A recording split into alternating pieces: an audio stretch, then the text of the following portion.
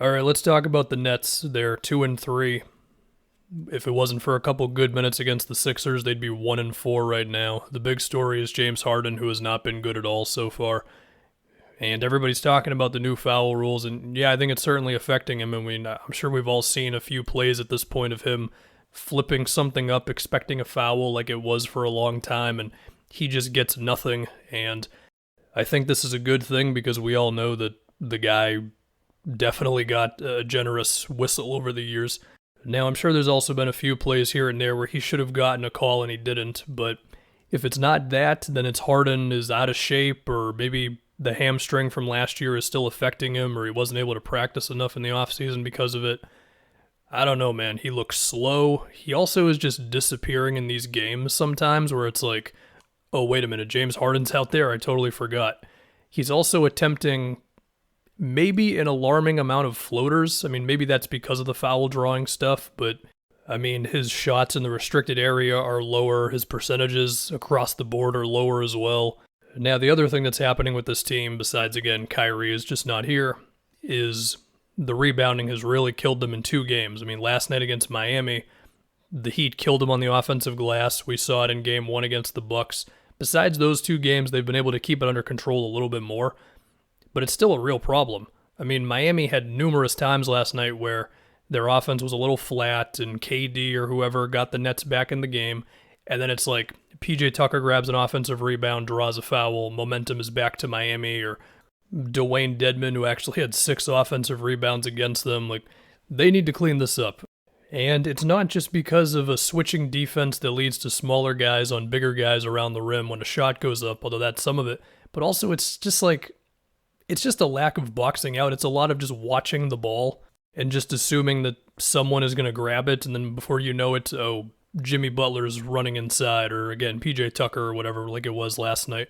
The other thing too, though, was, and I'm going a lot off of the Miami game from last night at this point, but it was like the Heat were doing all their Heat stuff. You know, you've got Kyle Lowry who's throwing full court passes right off of a miss, or you've got him and Bam connecting on lobs, or you've got Duncan Robinson and Tyler Hero flying around off ball, or you've got some creative cut plays that Spoelstra always likes to run, you know, especially with like Bam at the elbow or whatever.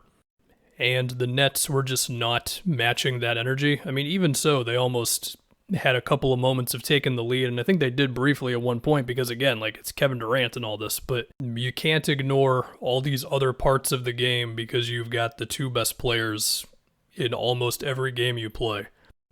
And of course, one of those guys is not starting the season out very well.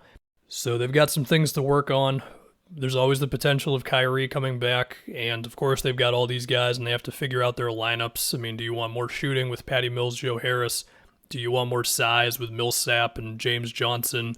There's some combination of it all. Are you going to get some more 20-point games out of Aldridge like you did against the Sixers?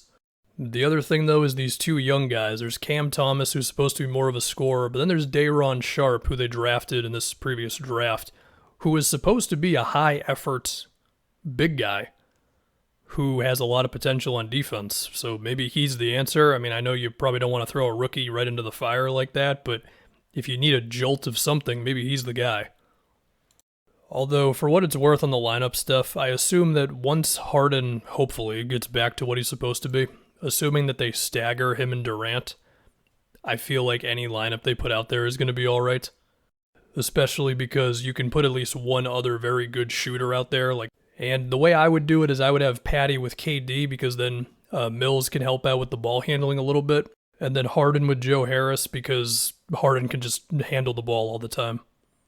But also, speaking of those 2, you know, with Kyrie not here, do they suddenly need one of Joe Harris or Patty Mills to go off kind of regularly? I guess, again, it comes back to if Harden just gets back to what he is. Because I would like to think that if Harden is Harden and KD's obviously KD, you're not going to need at least 17 points from one of those 2 every game. But if you do, then okay, that becomes interesting. Will we suddenly see more off-ball sets for Joe Harris or more pick-and-roll opportunities for Patty Mills? I mean, you don't want to take the ball away from the 2 main guys, so maybe that's a little problem. Maybe, again, it just comes back to Harden gets back to what he is and they clean up the rebounding stuff a little bit, and then they can go on like a 20-game win streak. I don't know.